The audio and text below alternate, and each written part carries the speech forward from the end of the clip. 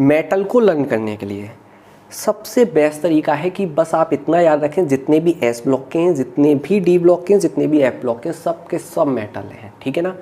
तो इसका मतलब metal, non metal and metalloids जो है पी ब्लॉक में आएंगे। सिंपल सी बात है, बात खत्म, ठीक है ना। ये बात हो गई मेटल की। अब मेटलॉइड्स बता देते हैं, remaining all are non metal. तो मेटलॉइड को लर्न करने की ट्रिक क्या है कि एक आसी नाम की आंटी है ना, वो टिफ़िन देती हैं बच्चों को। तो क्या है कि आज जब टिफ़िन बच्चे ने खाया तो उसमें ये लगा कि भैया पुरानी उन्होंने सब्जी रोटी रख दी है या पूड़ी रख दी है। तो आसी आंटी, तो क्या कहेगा आसी आंटी जब दोबारा से टिफ़िन देनी आएंगी, आसी आंटी तेरी पूड़ी सब्जी बासी।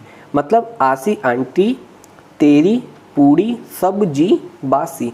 लेकिन यहाँ पे एक बात याद रखने की हमें ज़रूरत है।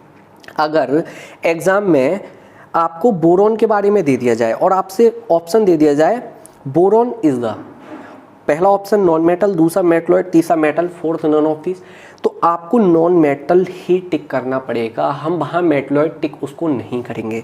ऐसे ही हम बात करें, अगर हम बात करें सेलेनियम के बारे में, तो सेलेनियम को हम मेटलॉइड्स पर टिक करेंगे और पोलोनियम को हम मेटल पर टिक करेंगे। जैसे कि आप देखो क्वेश्चन है which of the following is metalloid, हमसे पूछा है इनमें से कौन सा मेटलॉइड है। तो ऑप्शन आ गया बोरॉन आ गया, जर्मेनियम आ गया, फ्लोरीन आ गया, सोडियम आ गया। तो देखो फ्लोरीन सोडियम तो कहीं से कहीं तक है नहीं, ठीक है ना, मेटलॉइड्स है नहीं। इन दोनों में हमारे पास आया तो हमें कंफर्म पता है कि जर्मेनियम तो होता ही है, बोरॉन भी होता है, लेकिन बोरॉन की ज़्यादातर प्रॉपर्टीज़ जो होती हैं वो नॉन मेटल वाली रहती हैं, तो हम जर्मेनियम ही इसको बोलेंगे, लेकिन इसको हम मेटलॉइड्स में भी काउंट करते हैं। अब दूसरा क्वेश्चन आप देखो, बोरॉन भी दे दिया और आपको गैलियम भी दे दिया, ये दोनों तो ऑप्शन सेम है, बोरॉन और गैलियम दे दिया, तो फिर आपको यहाँ पर टिक करना पड़ेगा बोरॉन, क्योंकि गैलियम तो मेटल होता है, ठीक है। अब हम देखते हैं पेरियोडिक टेबल में गैस, लिक्विड एंड सॉलिड को लर्न करने की ट्रिक। ये ट्रिक है हमारे पास पेरियोडिक टेबल में, गैस, लिक्विड एंड सॉलिड को लर्न करने की ट्रिक। जितने भी एलिमेंट्स हैं गैस वाले आपको याद करने हैं, सिर्फ और सिर्फ याद कर लो फोन कॉल हाई जीरो, सिर्फ इतना याद कर लो आप, फोन कॉल हाई जीरो।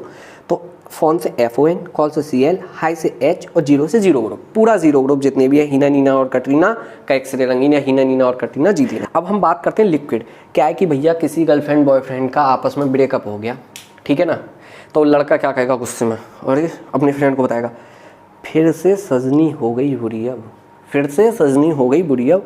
तो फिर से francium, caesium, mercury, gallium, bromine and बाइयम।